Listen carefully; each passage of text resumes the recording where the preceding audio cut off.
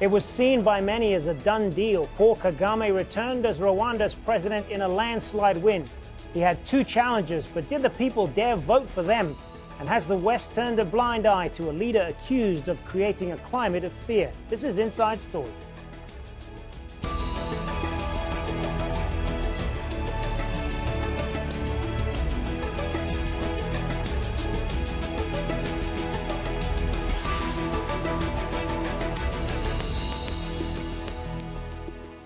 Hello and welcome to the program. I'm Hazem Sika. It's a result that comes as a surprise to almost no one. Paul Kagame will be president of Rwanda for another 7 years. His leadership over the past 17 years has been credited for bringing stability and economic development after the horrors of the 1994 genocide. But Kagame has been criticized for abusing civil liberties and suppressing his opponents. Malcolm Webb reports from Kigali. President Paul Kagame voted at a polling station in Rwanda's capital, Kigali. He's been in office since 2000. Constitutional changes in 2015 allowed him to run again this time. Rights groups say there isn't much political freedom. But Frank Habineza of the opposition Green Party was able to run for the first time. His deputy was killed before the last election in 2010. This time he says he was harassed, but then things improved. Administrative problems where some local leaders were blocking people from coming to our campaign. That was in Rusizi, Nyamasheke, and then in Gatete, where the local leaders sent us to a graveyard where we had to suspend our campaign, and in Chile, where they sent school children to disrupt us and throw stones at us. But afterwards, when the Ministry of Government intervened, everything went well, so we finished well. Voters formed orderly queues at polling stations, often waiting in silence. People here vote early. They've been queuing here since sunrise. Turnouts are also usually very high. The ruling RPF party says that reflects its popularity. But opposition, of which there's little here, says people don't have much choice. It reflects a climate of fear and oppression. In the capital, some queued to the bouncy melodies of a song from the Electoral Commission. The lyrics encourage people to come and vote. A message lost on activist Diane Rigara, who says the election's pointless. She says her application to run was wrongly rejected by the Electoral Commission and that people vote knowing they can be arrested or killed for not obeying the ruling party, something it denies. Rwandan people fear the president. There's a fear of the ruling party, the RPF. So they, out of fear, they act like they support the president and his party. As the results came in, the Electoral Commission reported Kagame winning almost all of the vote. He came to speak to his supporters. This election was criticized so much due to me continuing to be your leader, especially by people from outside the country, because they opposed the will of Rwandans. But Rwandans have shown that this election was not manipulated by anyone, but was held according to their own will. The ruling party supporters celebrated the results, which were exactly as expected.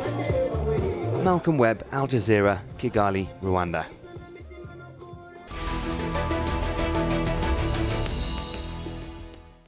Well, let's bring in our guest now. Joining us from Kigali is TK Gatete, a senior researcher at the Institute for Policy and Research in Rwanda and a government supporter. In London, we have Justin Bahunga, a member of the unregistered FDU Inkingi opposition party. And in Washington, D.C., Ni Akuetteh, executive director of the African Immigrant Caucus. Good to have you all with us, gentlemen. Let me start with you, Justin Bahunga. Not a huge surprise, this result, is it? A good thing or a bad thing for Rwanda? It's a bad day for Rwanda. Tell us why. Because it has made Rwandans a laughing stock of the world. Such results, as I hear them, 99%, are only possible in North Korea and in Iraq under Saddam. And of course, what you have been seeing is a situation where the key political players are either in jail in exile or dead, and where the people who are controlling the system are exactly the same people we are competing with. And I compare to a football match where you would have one of the teams deciding which team is going to play with and set the rules of the game and even appoints officials. And then at the end of it decides that it has won. Not only officials, but also deciding which players are going to play. I give an example of the Green Party, where the charismatic leader, the deputy president of the party, Sika, was beheaded in 2010. And of course, they have got another weaker candidate, which have been whom they allows to compete. But also, when you rule out anyone who can actually compete with you more seriously. And you have seen the case of Diane Rwigara and another independent candidate called Mwenedata. But when you go back, unfortunately, and with the more... Sure, sorry, if I could just jump in for a moment. When you go back to the state Rwanda was in more than 20 years ago, after that terrible genocide of 1994, Mr. Kagame's ruling party, the RPF, had taken power. And by all accounts, the economy is growing at least 7% a year. Poverty levels have fallen under his rule. The country's opened its first maize flour factory, improved the road network, established a national airline. There are plans to boost the country's status as a business hub. I mean, these are all things to celebrate, aren't they? They are.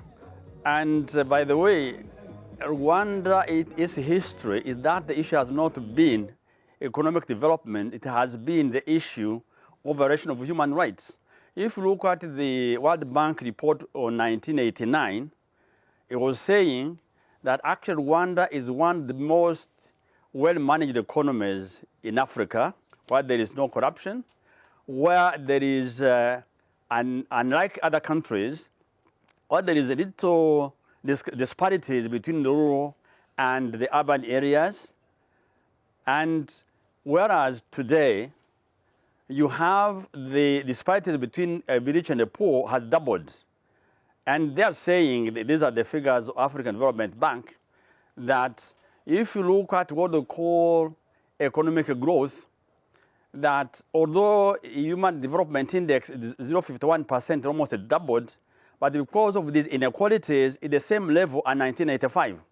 So the whole point is that all this growth has profited a small number within the RPF who are close to the power or to the army. TK Gatete, if I could turn to you then. I mean, as we've been saying, this is a result that's not a huge surprise to anyone on both sides of the political divide. But 98%, does that sound like a credible result? Is that an indication of a healthy democracy when one candidate wins 98% of the vote? It's not credible. It's not credible or incredible. It is what it is. And in fact, it was predictable, because if you look at the referendum, the figures, the amount of people who petitioned for the constitution to change so that they can have President Kagame run again, they had the same amount, the same figures. You must understand the situation in Rwanda and the position of President Kagame to understand where these figures come from. Jacques Chirac was elected with 83% the other day because he was running against Jean-Marie Le Pen. Did that sound credible to you? It wasn't credible or incredible. It was just the context in which they were running at the time. So that's how you look at elections. Nia Akuetteh, how should the international community look at these results? You know, that is a depressing question for me to answer. My answer is depressing because President Kagame took power in 1994. The international community has been fully aware of everything that has gone on in his inner circle, in the country, in the region. He has invaded, fostered invasion 3 times. He has sponsored militias. He has plundered the Congo. When we talk about the wealth in Rwanda, we must understand where the wealth is coming from. He has abused human rights.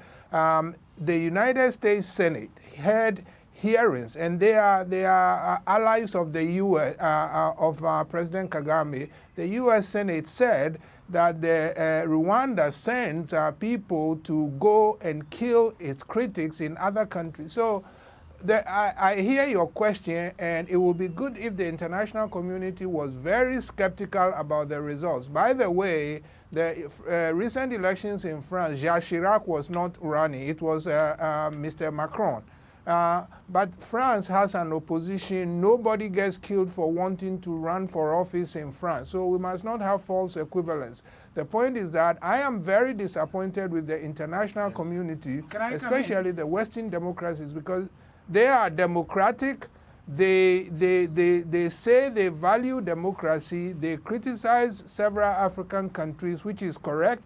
But when it comes to Rwanda, for close to 30 years, they have given Mr. Kagame a pass, and he has committed any number of crimes that a state can commit, from invasions to all kinds of things. So I am disappointed in the international community, and I don't expect them to dismiss the results as they should, but they ought not to believe it because Rwandan voters are intimidated.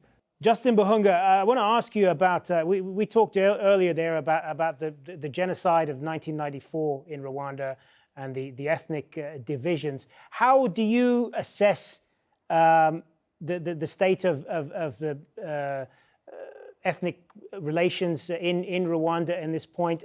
And has the Kagame government done anything to address that? Actually, there is more ethnic divisions than ever before, because when the invasion took place in 1990, there was more problems along regional lines rather than ethnic lines. But now today, because of economic and the political exclusion of the biggest group in Rwanda, the Hutu, the issue of national reconciliation has gone down the drain. But of course, the policy of there is no ethnic groups had been used as smoke screen to hide disparities. But if you look at the army, 99% probably is one ethnic group. The economy is controlled probably by 80% by one ethnic group, and including the ruling party, which actually monopolizes the business, and that those who are not ready to work with the government have their buildings destroyed. The case of Rwigara family, the case of Rwandan Tower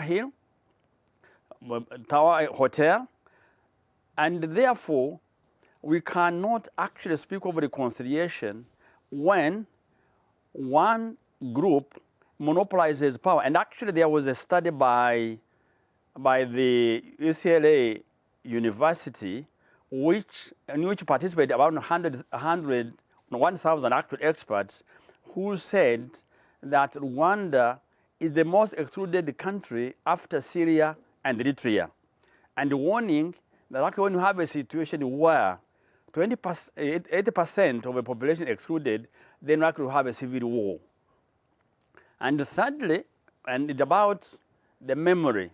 I've got a country now where the regime uses a national tragedy, a national grief, to criticize or to get rid of opponents. That's, I mean the tragedy of genocide, which actually no one would ever, under any circumstance, justify it.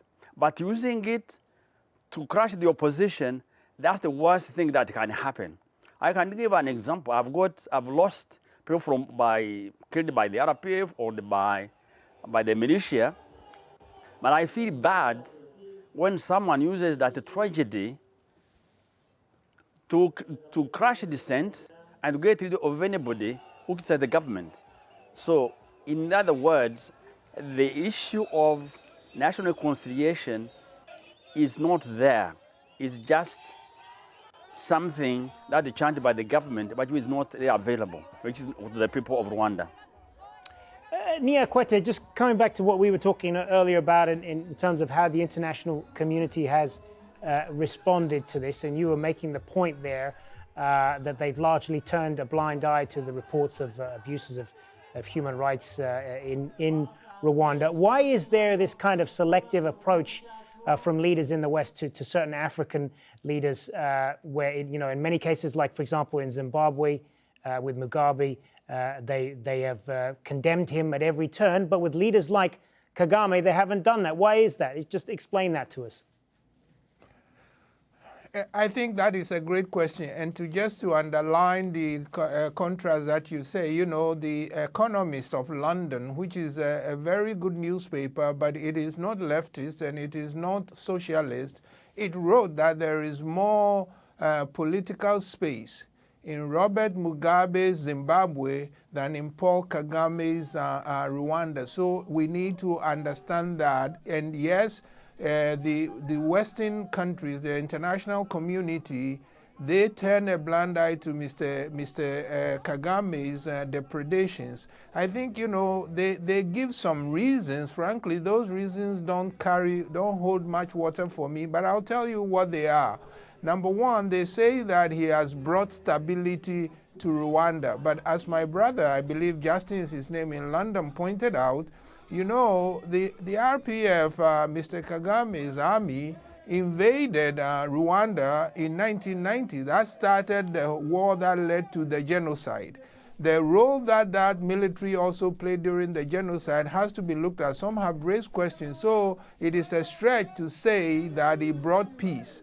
But at the end of the genocide, he did. Secondly, they claim that there is no corruption in his regime, but former allies of his have pointed out that there is corruption, that the wealth is in a few hands who are government related and government officials. And thirdly, they say that, he has made economic progress, that there's development in the country. But I would like to point out that there have always been questions as to how much really that is. Some people have been, including me, have been suspicious for a long time, but forget about us. There are people who used to work with the regime, experts, who have now come out and said that the books are being cooked. For instance, what you define as poverty has been redefined. There are also stories that maternal deaths, women who die giving birth to children, as well as children who die, those numbers are deliberately undercounted to make the numbers look good. So the Western countries give this excuse that, well, he's brought stability, he's the kind of leader we would like to see in Africa. But I'm saying that when you shine a light on those excuses, it makes no sense. There's one area, though, where maybe that is the real reason. You contrasted Mr. Kagame with Mr. Mugabe.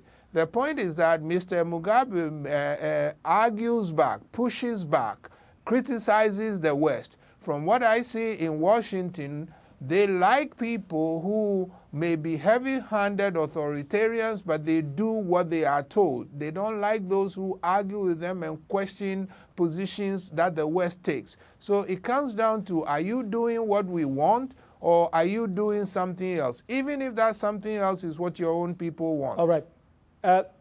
TK Gatete, I know you want to respond to some of that, and I also want to ask you about a report that was put out by the group Reporters Without Borders, which identifies President Kagame as a predator who attacks press freedom in Rwanda, citing the fact that in the last 2 decades, 8 journalists have been killed or have gone missing, 11 have been given long jail terms, and 33 have been forced to flee Rwanda. What does that tell us about the climate in Rwanda at the moment? Right, so those have been very long speeches for both of you, but let me start with your colleague first. Every one of the things that my colleague was saying, that they say this, they say that, it's not they. These are figures from the World Bank, from the United Nations, from the Africa Development Bank, from the IMF. We have to have a basis of conversation. When we say poverty has reduced, when you say Rwanda achieved the highest human development, it's not they, it's actually the United Nations, it's the MDG people who work for the UN, it's the World Bank. When they speak of maternal mortality, it's the World Health Organization. When they speak of corruption, it is Transparency International. So when my colleague says they tell us, there's no they. These are institutions that are international, because if I would say something and then you'd say something back, it's my word against yours, which is why we have internationally recognized United Nations institutions that conduct these types of studies. Now, my colleague can advise them on how to change the methodology of gathering this information, and that is fine. But when he says they tell us, it's very important to clarify that any of the figures in which Rwanda is at the highest positions are not figures published by the government of Rwanda. It's by internationally recognized institutions. Right. When we talk about corruption, it's Transparency International, and so on. So there's no they, excuse me, that's one. Second point my colleague talks about, it's about the genocide. Now, same thing, they said the role of the genocide. The ICTR, the International Tribunal for Rwanda, again, clarified what the genocide was, who were the perpetrators of the genocide. It's clear there is a judgment of an international court, a UN court. So there's no they in this conversation. There's no elephant in the room. There is internationally recognized institutions that come to Rwanda and assess progress, assess poverty levels, assess human development, access.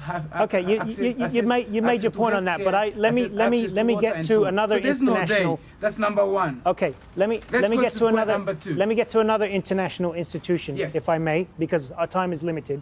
My original question: Reporters Without Borders, which is an organization that defends the rights of journalists around the world. They say that under this regime, the government has attacked press freedom. They say that 8 journalists have been killed over the last 2 decades or have gone missing. 11 have gone to jail, and 33 have been forced to flee Rwanda. What's your response to that? Right. So, one, Reporters Without Borders, how they define freedom. Do you know, Rwanda, the highest score Rwanda has scored on Reporters Without Freedom Index was in 1992 and 93, just before the genocide. In fact, for Reporters Without Borders standards, RTLM, which was ruled by the ICTR as media of hate, is an indicator of press freedom. So Reporters Without Borders definition of freedom, if Rwanda, you see, all these countries like Central African Republic and Burundi, these are countries that have always scored higher than Rwanda on Reporters Without Freedom Index just before they went bust. Just before they went into crisis. My question is, I mean, are you disputing these figures? Are you saying that these figures are all made up? Are you saying that 8 journalists were not killed? I'm not disputing the figures. I'm just giving you facts. 8 journalists were not killed. But you see, if I told you 8 journalists were not killed, you'll say, yeah, but Reporters Without Borders. So you're saying Reporters with Borders are lying? They're just making this stuff up. But listen,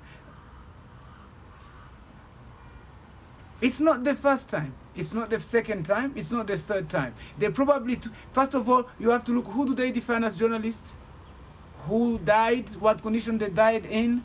And if you go into all these things, you'll find that half the people had a natural death, others didn't exist, they make them up, others were not even journalists, and so on. But I'm not going into that type of reporting. Right. I'm just pointing out, and this you can verify, that every one of these countries that are in conflict in this region are countries that score much higher than Rwanda on Reporters Without Borders Index. We're gonna have to leave it there. I don't know if that's a bona fide index. We are unfortunately out of time. We're going to have to leave it there. Fuel Thank you to all 3 of you, TK, Gatete, Justin Bahunga, and Ni Akuetteh. Thanks very much for being on Inside Story.